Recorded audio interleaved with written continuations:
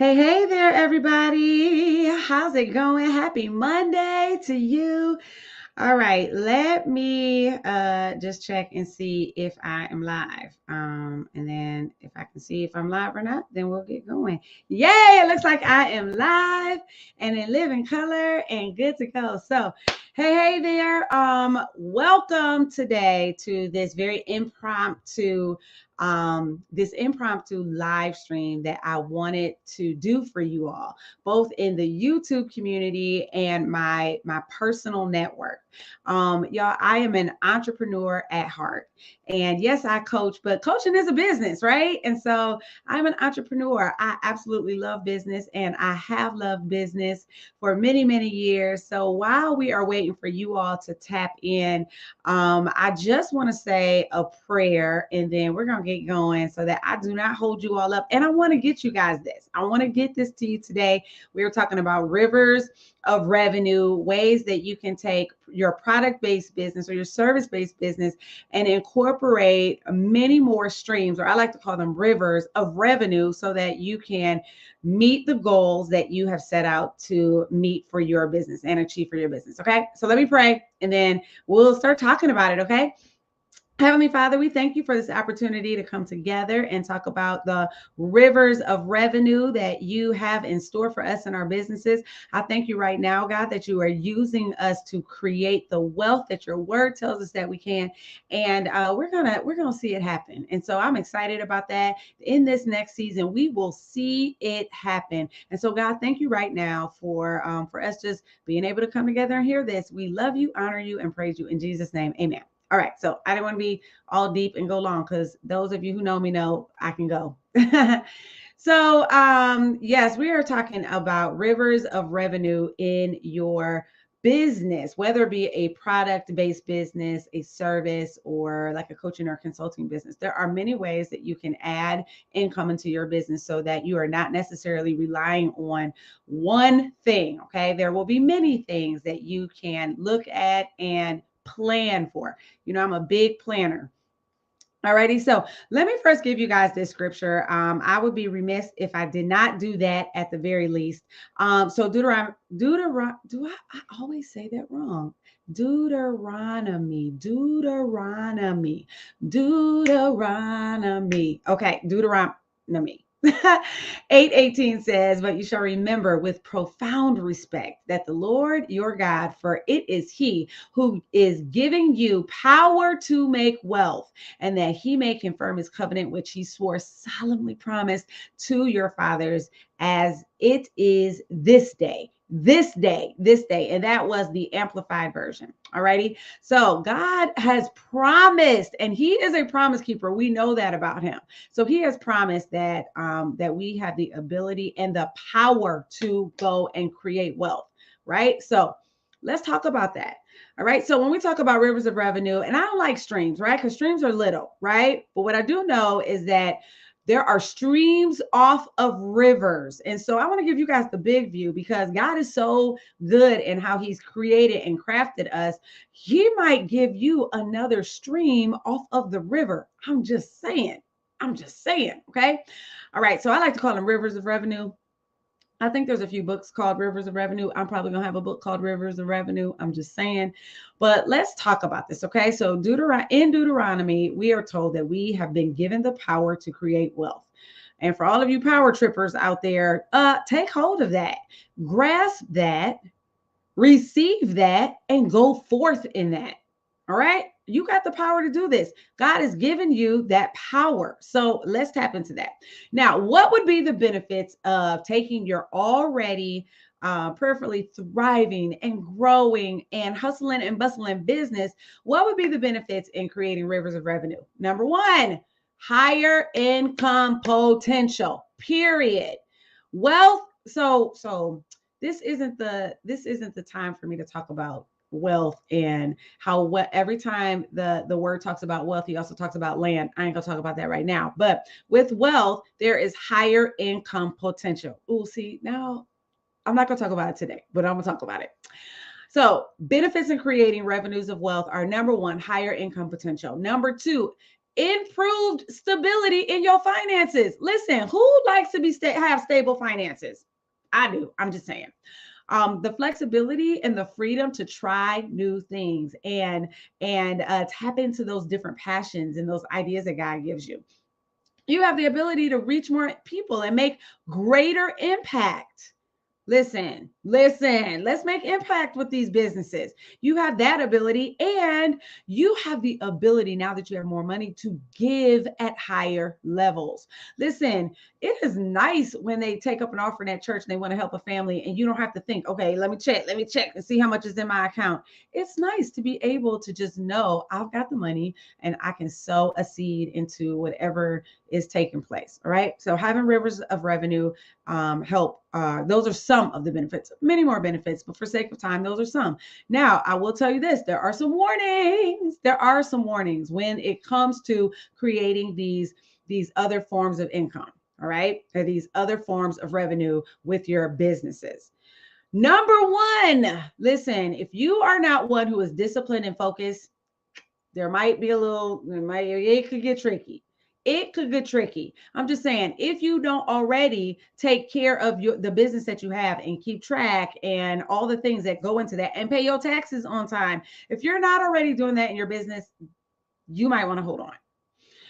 Also, if you have a difficult time delegating and managing challenges that may arise, either from customers or payments that don't go through, or preferably this isn't your testimony, but payment reversals or unexpected expenses or challenges with people that maybe you've made an error in judgment on who you should connect with. If you can't handle those things, or if you get flippant at the mouth, or if you cuss a little bit, you might want to hold on.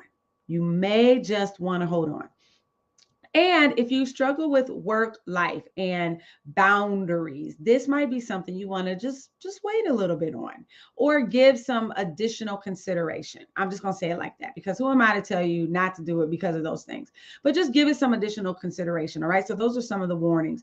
The other thing I want you to consider, I got 4 questions for you. Let me see, 4 questions? Yeah, I have 4 questions for you. And I want you to also consider these things as you look at more opportunities for you to bring in income and revenue into your business, your already existing business. Number 1, what is the current state of your business? Where are you in business? Now, I'm going to be for real. Listen, it becomes difficult when you are in desperation mode. Are you in desperation mode in your business? And some of y'all know what I'm talking about, desperation mode, where you set things up and got these automatic payments and you're like, oh my goodness, I need to sell some more body butters, or oh my goodness, I need to sell some more books, or oh my goodness, I need to sell some more coaching, or oh my goodness, I need to bake some more cakes. You know what I'm talking about. What is the current state of your business? And get real with yourself. Listen, I want you to be free. I want you to be free to live the abundant life that God has called you to live, but you got to be honest with yourself. What is the current state of your business? Do you need support? Do you need help? Are you getting that help? Okay, that's the first question. Assess the current state of your business. The second thing I want you to ask yourself, all right, well, actually, these are a set of questions. All right. Let's talk about identifying these opportunities. What products and services are your clients or customers requesting that they need? What can you already tweak that you already have? Or think about this. What are your competitors? Now, I know we're not competing against people, but there are some people that are traveling alongside you in a lane that's similar to yours. What is it that they're doing successfully? Now, I'm not saying go and copy them, but just take a look and see. Are they able to serve your clients in a way that you're not? And what does that look like and why? Why are they doing it better and why? And if they're doing it better, look at what's happening and how can you make that even better? All right. Ask God, sit with God, ask him what does that look like for you? And what can you create that can set your customer or your client up for further success after they've already purchased something from you,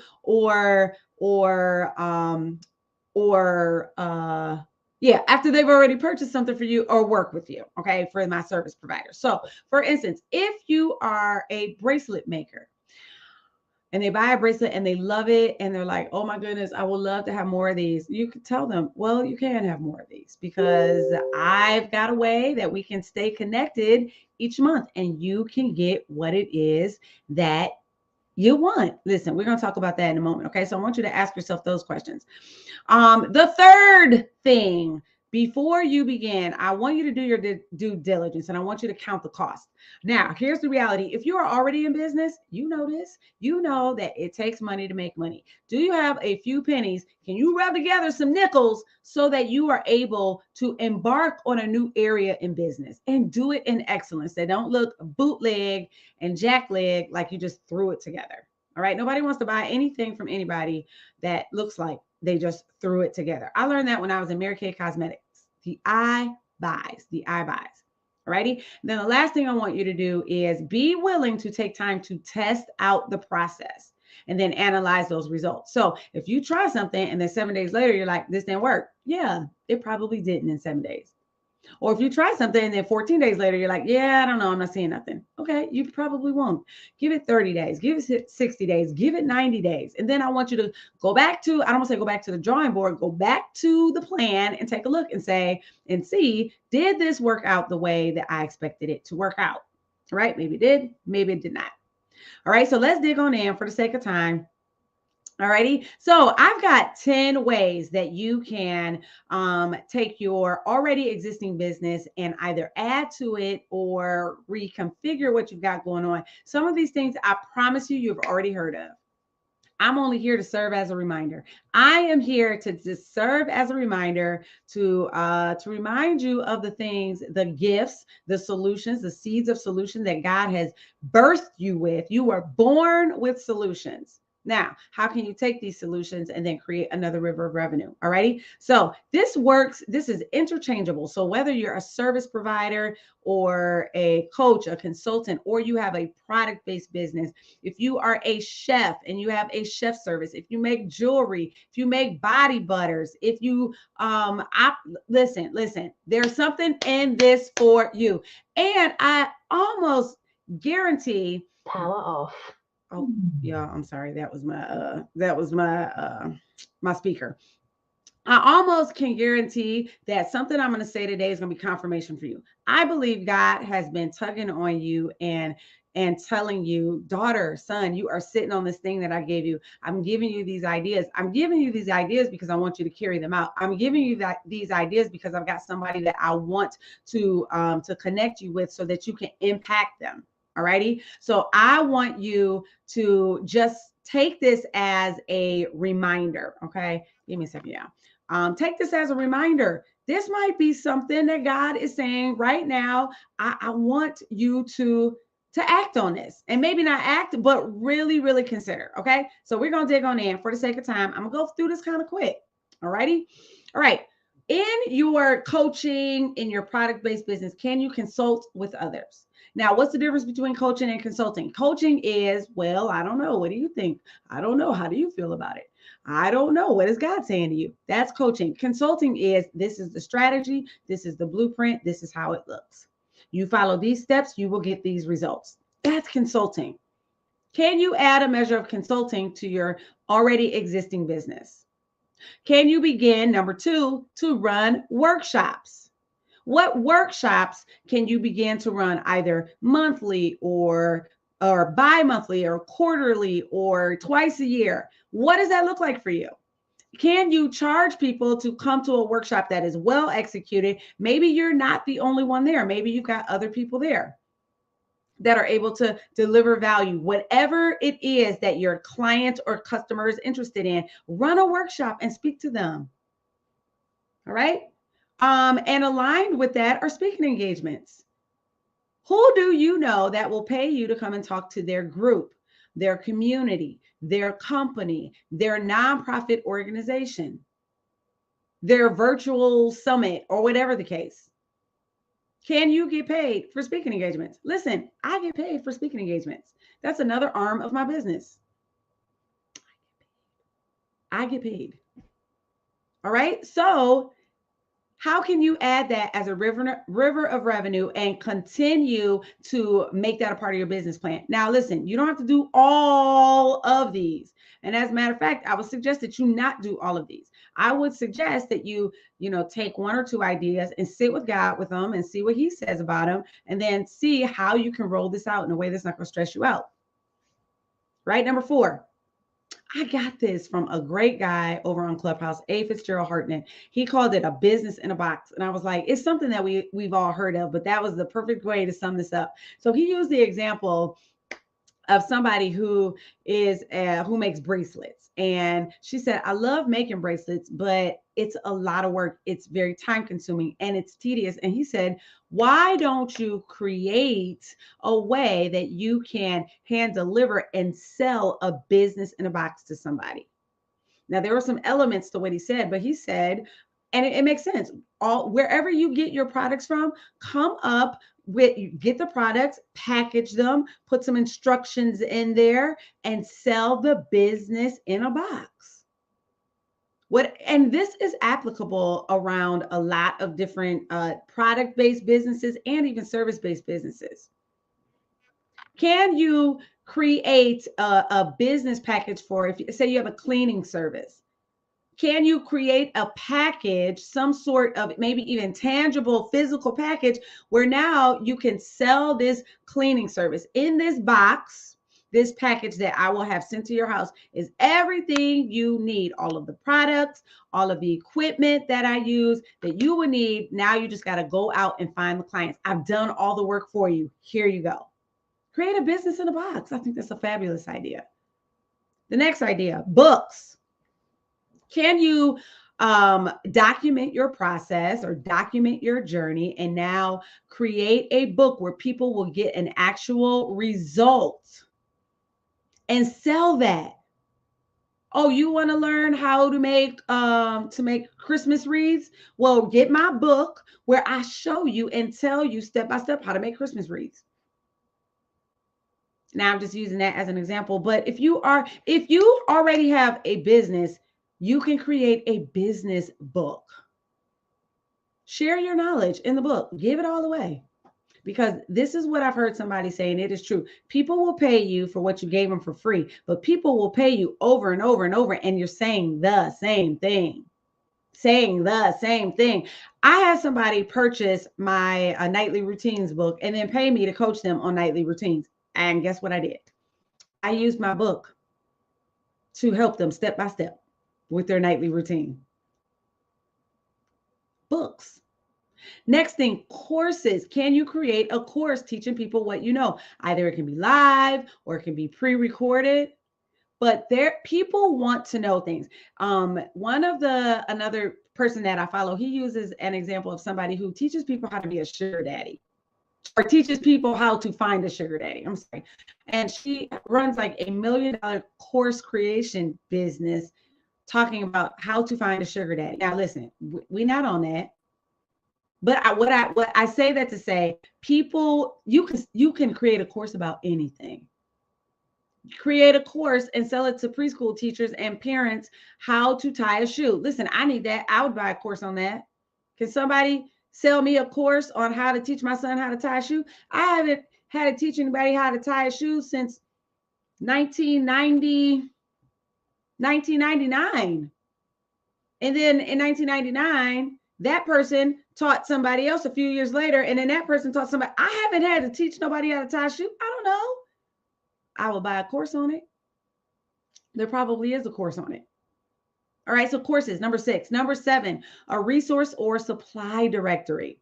I asked somebody to give me some resources for how to create a journal with real pretty, let's see, do I have one? Yeah, hold on. Like this. Like with the real pretty, like gold, this is tarnished a little bit, but like real nice, right? And hardback. And I asked her, how did you do that? That is gorgeous. Yours is gorgeous. Do you know what she did? She sent me a link so that I can purchase her resource guide. And then she had an upsell. Well, if you want me to teach you in a course how to do this, I can do that too. Then she had an upsell guide. I will do it for you. It was a DIY service. How about that? Now, listen, number 7 is resource or supply directory. And I just gave you 3 ideas in one: DIY service, a course with the directory, and the directory.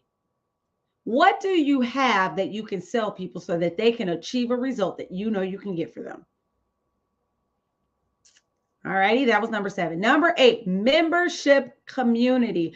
And shameless plug, let me go ahead and put this up here again. Shameless plug for the Impeccable Impact Mentorship community. Is there something that people want to know from you often that you are able to share with them? Share with them the how, share with them the what. I've got a mentorship community. And right now you can get in for $2.99 for the year. Effective December 1st, you can get in for $47 a month. All right. But it's not rocket science. You know how to do the math. Get in on a better value. But a membership or a mentorship community, what is it that you have that people want more of? So earlier I used the example of a bracelet business, right? And somebody saying, oh my goodness, I would love to have one of these like every month. Guess what? You can create a membership.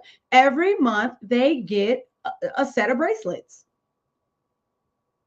Every month they get a set of bracelets. Part of a membership community or an accountability group monthly. Or if you if you are like powerful with prayer and declarations, you can have a monthly prayer group. And people need to invest. You know why? Because there's overhead. You don't owe no explanation. Am I paying for prayer? No, but you're paying for the overhead. Yeah. It costs to maybe outsource your PDFs and have somebody create that. And it costs to do stuff on Canva, and it costs to do stuff on Zoom. No, you are paying for the overhead. So what kind of mentorship or membership community or group can you start? All right, so that was number 8. Number 9, a coaching program. Listen, there are a lot of really smart people in the world, but smart people know they need coaching, and coaching is becoming so much more normalized. Even workplaces are offering it.